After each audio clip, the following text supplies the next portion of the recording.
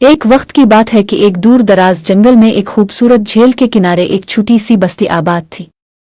इस बस्ती के लोग मोहब्बत, अमन और सुकून के साथ अपनी जिंदगी गुजारते थे। बस्ती के करीब एक पुरअसरार पहाड़ था जिस पर एक जालिम जादूगरनी रहती थी। वो जादूगरनी बेहद ताकतवर थी और उसका दिल पत्थर जैसा सख्त था।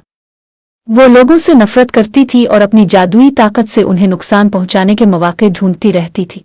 जादूगरनी की बदसूरती और जुल्म के किस्से दूर दूर तक मशहूर थे और लोग उसके खौफ से पहाड़ के करीब जाने से भी डरते थे।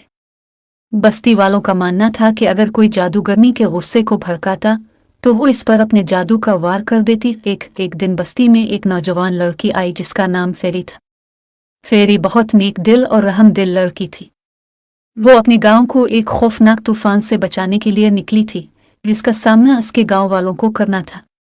इसे मालूम हुआ था कि इस तूफान को रोकने के लिए जादूगरनी की मदद दरकार है। फेरी ने हिम्मत की और पहाड़ की तरफ रवाना हुई। बस्ती वालों ने इसे रोकने की कोशिश की लेकिन फेरी के दिल में अज़्म और हिम्मत थी। वो पहाड़ पर चढ़ गई और जादूगरनी की गार तक पहुंच गई। जब जादूगरनी ने फेरी को देखा तो इसने एक जोरदार कहकहा लगाया और कहा, कौन है जो मेरी गार में आने की जुर्रत कर रहा है? क्या तुम्हें मालूम नहीं कि मैं कितनी जालिम हूँ?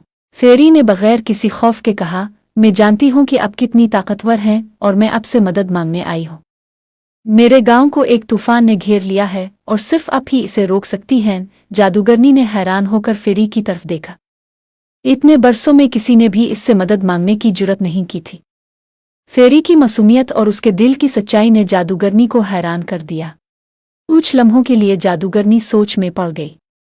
फिर उसने कहा, मैं तुम्हारे गांव को तूफान से बचा सकती हूँ लेकिन इसके बदले में तुम्हें अपनी जिंदगी कुर्बान करनी होगी।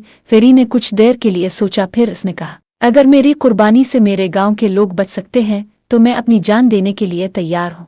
फेरी की कुर्बानी और उसके दिल की सच्चाई ने जादूगरनी के दिल को नरम कर दिया। इसकी आंखों में आंसू आ गए और इसका दिल पिघलने लगा। उसने फैसला किया कि वो फेरी की जान नहीं लेगी बल्कि इसकी मदद करेगी। जादूगरनी ने अपनी जादुई ताकतों का इस्तेमाल किया और तूफान को रोक दिया। इसके बाद उसने फेरी से कहा, तुम्हारी हिम्मत और कुर्बानी ने मेरे दिल को बदल दिया है। अब मैं लोगों को नुकसान नहीं पहुंचाऊंगी बल्कि उनकी मदद करूंगी। फेरी ने जादूगरनी का शुक्रिया अदा किया और वापस अपने गांव चली गई। जादूगरनी ने अपनी जालिम फितरत को छोड़कर नेकी का रास्ता अपना लिया और वो जंगल की मुहाफिज बन गई। यूं फेरी की बहादुरी और सच्चाई ने न सिर्फ इसके गांव को बचा लिया बल्कि एक जालिम जादूगरनी के दिल को भी बदल दिया।